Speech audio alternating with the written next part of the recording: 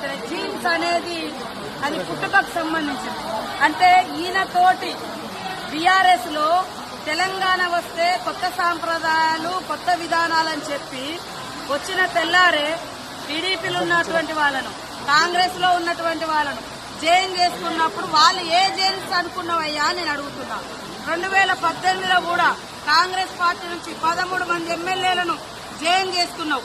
ఇవాళ వాళ్ళ పార్టీ నుంచి రాగానే ఇవాళ రకరకాలు మాట్లాడుతున్నారు. ఫస్ట్ నీ పార్టీలో జైన్ చేసుకున్నటువంటి వాళ్లకు ఏ జీన్స్ ఉన్నాయని నువ్వు జైన్ చేసుకున్నావు. నీకు చిత్తశుద్ధి ఉంటే ఇవాళ కోర్టులో పోయి కొట్లాడుతున్నావు కదా, మరి ఆ రోజు వెంటనే తీసుకొని మంత్రులుగా కూడా చేసారు.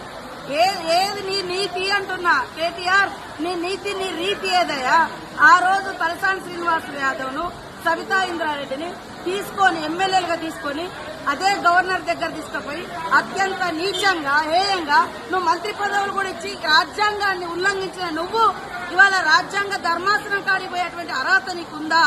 ఫస్ట్ ఇప్పటికైనా నేను సవాల్ చేస్తున్నా. మా పార్టీలోకి వచ్చినటువంటి ఎమ్మెల్యేలు నువ్వు అంటున్నావు కదా, దానికి పునాదిగా నువ్వు కొత్త రాష్ట్రంలో మొత్తం 2014లో 2018లో ఎవరున్నా కూడా పాపం సర్పంచులున్నా, ఎంపీటీసీలున్నా, జెడ్పీటీసీలున్నా, ఎమ్మెల్యేలున్నా, ఎంపీలున్నా అందరినీ భయపెట్టి బలవంతం చేసి రకరకాలుగా తీసుకొని అలాంటి మార్పిళ్లకు శ్రీకారం కొత్త తెలంగాణ చుట్టింది నువ్వు. నీకు రాజ్యాంగం మీద గౌరవం ఉంది. ఇన్నో పోయినంటే మరి నీ పార్టీలో ఉన్న ఒక్కరిని కూడా ఎందుకు నువ్వు రాజీనామా చేసి మళ్ళీ ఎలక్షన్కి రాలే? ఇవాళ డిమాండ్ చేస్తా ఉన్నావు. అదే కాకుండా ఇప్పటికీ మీరు సవాల్ చేస్తున్నావు.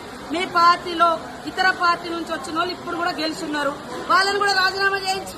ఆ రోజు మా పార్టీ నుంచి వచ్చిన వాళ్ళు సబితా ఇంద్రారెడ్డి గాని, సుధీర్ రెడ్డి గాని, లేకుంటే ఇతర టీడీపీ నుంచి వచ్చిన తలసాని శ్రీనివాస్ యాదవ్ గాని, మళ్ళా ఇప్పుడు ఎమ్మెల్యేలు ఉన్నారు కదా, ఆ రోజు వాళ్ళు రాజీనామా చేయకుండా మీ పార్టీలకు వచ్చారు కదా, మీ పార్టీలకు ఈ రోజు రాజీనామా చేయించి అప్పుడు మా దాంట్లోకి వచ్చిన వాళ్ళు అడిగితే జనం హర్షిస్తారు. కానీ నీకో నీతి మందికో నీతి అనడం ఇది ఎవరు కూడా హర్షించరు.